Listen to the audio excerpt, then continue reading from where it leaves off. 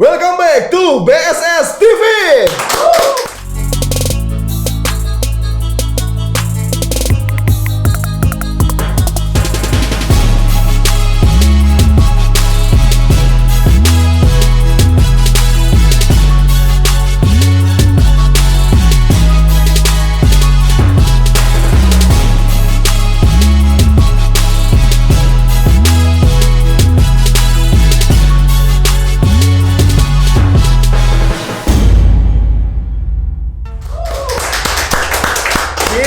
Gila masih di program talk show CS kami barengan dengan tokoh-tokoh yang selalu support BSS sampai saat ini. Wow. Hari ini saya kehadiran salah satu orang yang selalu support BSS dari zaman dulu sampai hari ini. Dia adalah seorang rapper hitam manis asal Bandung. Nggak asal Bandung sih kayaknya ya. Tapi nanti kita bakal tanya-tanya juga. Dia ini hobinya adalah menyanyi R&B dan juga aktif di komunitas sneakers dan sibuk menggeluti dunia digital media. Siapa lagi kalau misalkan bukan Kang Sento!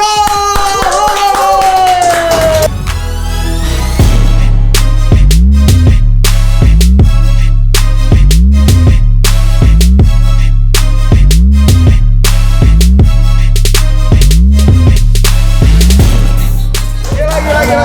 Apa kabar Kang Sento? Alhamdulillah baik. Lagi pandemi gini katanya bisnis rumah sakitnya lancar? Lancar. Sento Yusuf.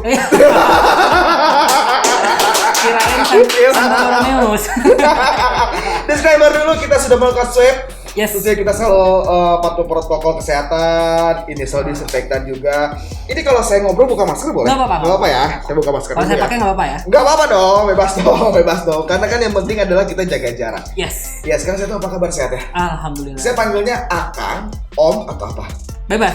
Sento Asal jangan Mbak aja. Asal jangan Mbak ya. Sento ya. Boleh. Pakai S. Pakai S. Pakai S, Sento ya. Sento. Ceritain dong, mungkin ada beberapa teman-teman BSS yang belum tahu Kang Sento ini siapa sih? Halo, saya Sento asal dari Gak apa-apa dong. Saya Sento asal dari Bangka Belitung. Apa lagi? Oh, bukan dari Bandung berarti ya? Bukan dari Bandung. Kesibukan sehariannya apa? Katanya rapper. Kita bakal tes ya. Saya dari Bangka asal. Dari Bangka itu Sumatera kan ya? Bangka itu di bawahnya Sumatera. Oh, di bawahnya Sumatera. Oke, dari tahun berapa tinggal di Bandung? Baru saya di sini dari 2010. Baru 2010 ya 11 tahun baru ya. Dong. Kan 11 tahun ya? Iya. Saya mah dari lahir. Iya kan? Dari Bandung ke Bandung ngapain? Awalnya itu karena pendidikan, karena kuliah. Oke, kuliah di Bandung. Kuliah Dulu di di mana kuliahnya? Kuliah dulu di kampus segitiga. Kampus segitiga apa sih? Ayo, pertanyaannya itu. Kampus segitiga apa ya? ITENAS. Yes. Oh yes, ITENAS jurusan? Dulu jurusannya teknik geodesi.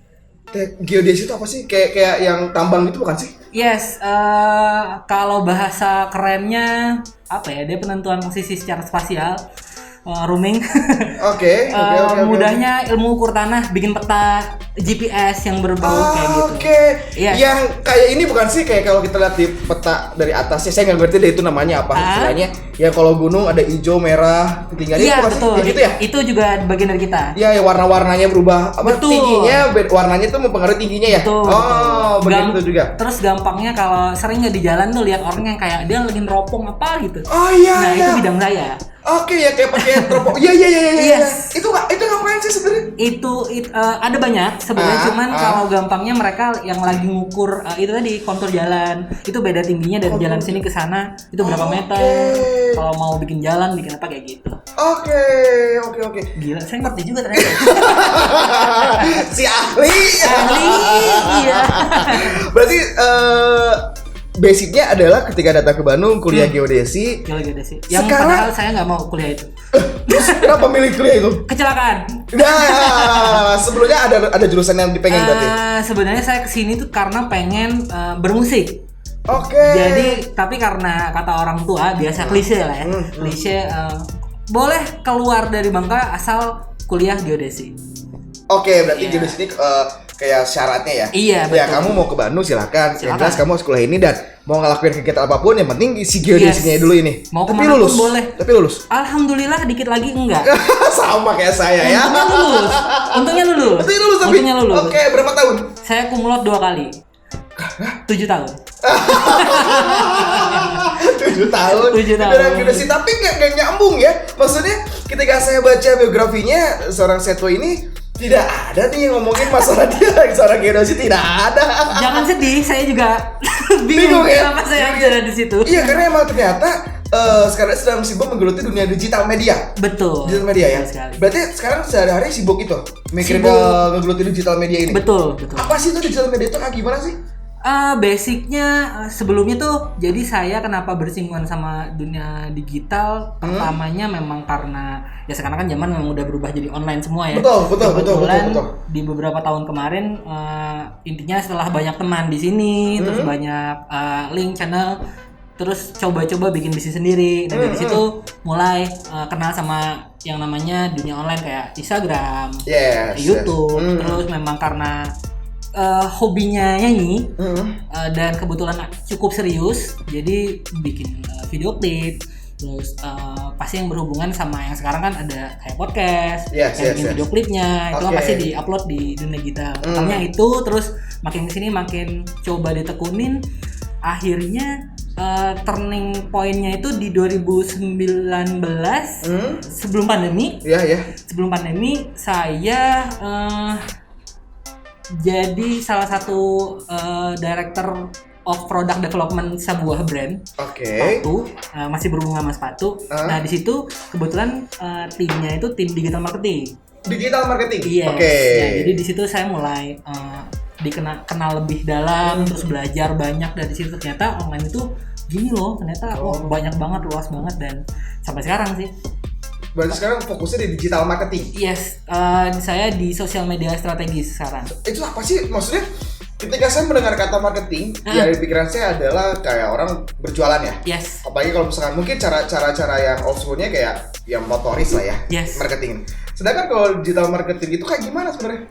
Konsepnya sebenarnya sama, marketing, gimana caranya untuk bisa berjualan. Nah, di sini itu sebenarnya digital marketing salah satu alat untuk bisa mensupport proses penjualan itu. Nah, di saya sosial media strategis itu karena kan sekarang kayak kita tahu ya, semua tuh brand atau produk apapun itu pasti punya sosial media. Yes, betul. Nah, itu juga jadi salah satu alat yang vital sekarang untuk bisa menjual, mensupport si proses penjualan tersebut.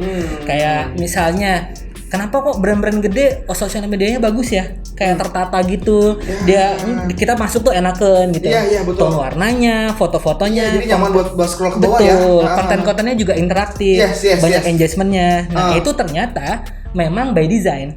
Bukan semata-mata cuman ada produk baru nih, misalnya ada produk baru nih langsung di foto terus upload kayak gitu. Enggak bisa ya. Ternyata memang ada strateginya dan ada skrip juga kayak di maintenance dengan baik gitu.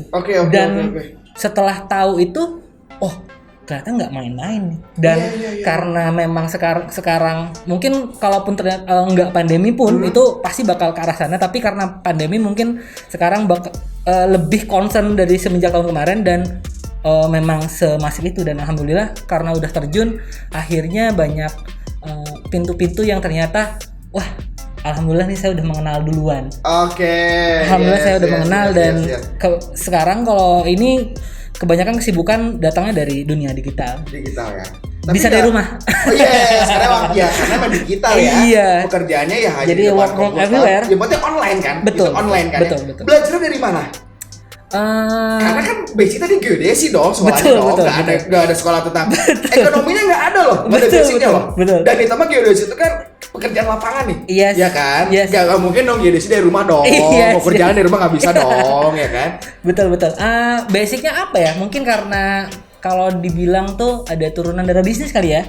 Jadi ibu dan orang tua kebetulan dua-duanya memang bisnis. Ayah kebetulan agak-agak nyerempet ke geodesi. Beliau itu lulusan sipil, jadi kontraktor segala macam. Cuman dari dulu senangnya ke fashion. Jadi dulu sempat punya kayak kalau di Bangka enggak kayak konveksi di sini, cuman ada di rumah tuh ada alat sablon. Ada. Jadi kalau saya buka-buka album foto zaman dulu tuh, dari dulu bokap tuh ternyata gitu. Sablon. Bikin baju yang misalnya nama saya, nama dia gitu-gitu, sablon sendiri. Terus punya kayak galeri-galeri gitu di rumah.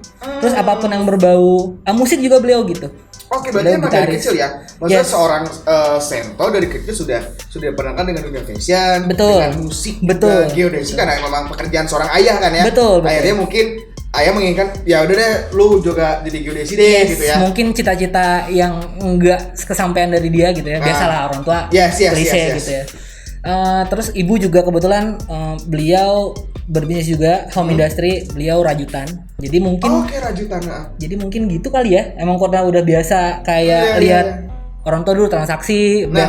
beres dapat duit kita makan. Jadi Iya, jadi iya. mungkin kayak Habitnya dari kecil udah Yes, tahu ya. iya. Jadi ya dapat cuan, wah ya dapat cuan asik gitu. Oh iya, Maksudnya gitu. Sekarang pun ya habitnya ke bawah terus ya. betul. Oke, berarti dari kecil sudah mengenal dengan fashion dan juga dengan musik ya. Dari kecil orang tuh memperkenalkan musik apa? Dulu saya dengerin bapak saya dulu ngasih saya itu Blackstreet, terus Oke. Backstreet Boys, terus iya.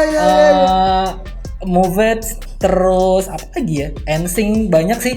Yang sampai sekarang saya ingat banget tuh ada Frankie Sahilatua. Oke, berarti orang tua kita berbeda karena orang tua saya pun mengenalkan saya tentang musik. Oke. Tapi kalau ayah saya itu Soneta, Ikke Nurjana.